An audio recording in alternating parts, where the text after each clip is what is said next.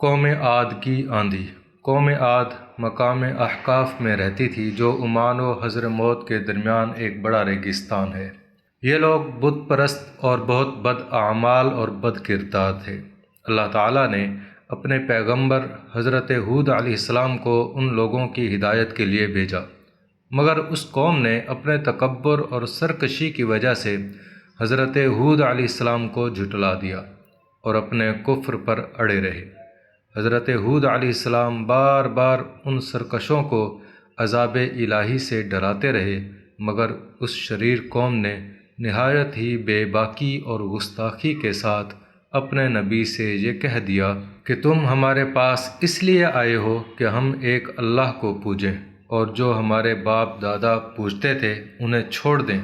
تو لاؤ جس کا ہمیں وعدہ دے رہے ہو اگر سچے ہو۔ آخر عذاب الہی کی جھلکیاں شروع ہو گئیں۔ 3 سال تک بارش ہی نہیں ہوئی اور ہر طرف قحط و خشک سالی کا دورہ ہو گیا، یہاں تک کہ لوگ اناج کے دانے دانے کو ترس گئے۔ اس زمانے کا یہ دستور تھا کہ جب کوئی بلا اور مصیبت آتی تو لوگ مکہ معظمہ جا کر خانہ کعبہ میں دعائیں مانگتے تھے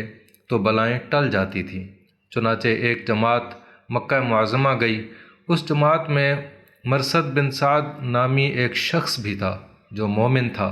مگر اپنے ایمان کو قوم سے چھپائے ہوئے تھا۔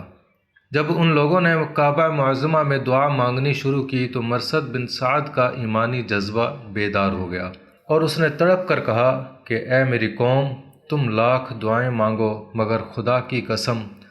اس وقت تک پانی نہیں برسے گا جب تک تم اپنے نبی حضرت ہود علیہ السلام پر ایمان نہ لاؤ گے۔ حضرت مرثد بن سعد نے جب اپنا ایمان ظاہر کر دیا تو قوم عاد کے شریروں نے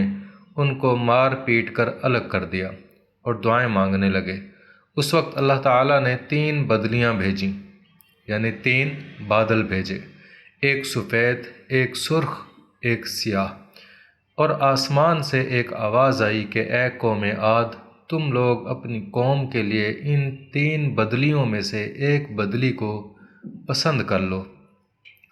ان لوگوں نے کالی بدلی کو پسند کر لیا اور یہ لوگ اس خیال میں مگن تھے کہ کالی بدلی خوب زیادہ بارش دے گی۔ چنانچہ وہ سیاہ ابر قوم عاد کی آبادیوں کی طرف چل پڑا۔ قوم عاد کے لوگ کالی بدلی کو دیکھ کر بہت خوش ہوئے۔ حضرت ہود علیہ السلام نے فرمایا کہ اے میری قوم، دیکھ لو، عذاب الہی ابر کی صورت میں تمہاری طرف بڑھ رہا ہے، مگر قوم کے گستاخوں نے اپنے نبی کو جھٹلا دیا اور کہا کہ کہاں کا عذاب اور کیسا عذاب؟ یہ تو بادل ہے جو ہمیں بارش دینے کے لیے آ رہا ہے۔ یہ بادل پچھم کی طرف سے آبادیوں کی طرف برابر بڑھتا رہا اور ایک دم ناگہاں اس میں سے ایک آندھی آئی جو اتنی شدید تھی کہ اونٹوں کو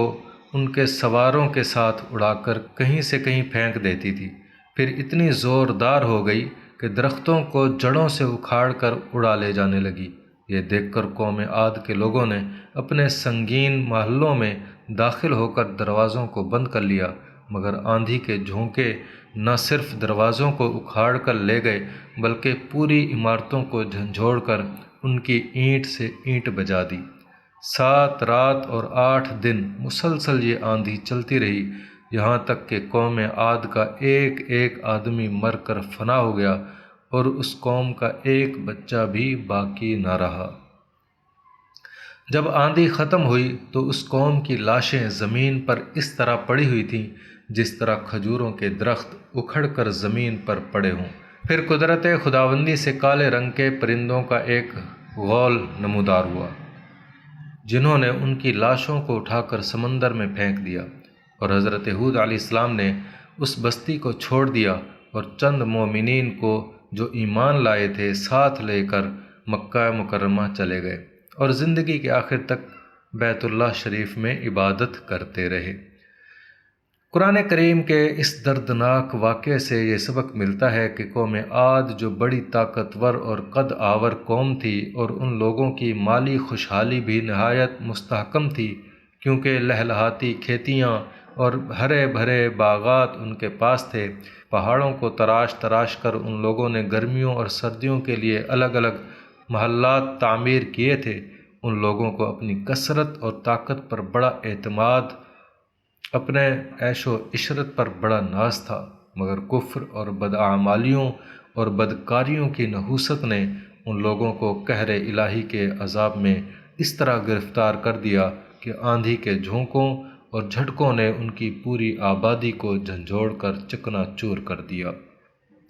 اور اس پوری قوم کے وجود کو صفحہ ہستی سے اس طرح مٹا دیا کہ ان کی قبروں کا بھی کہیں نشان باقی نہ رہا۔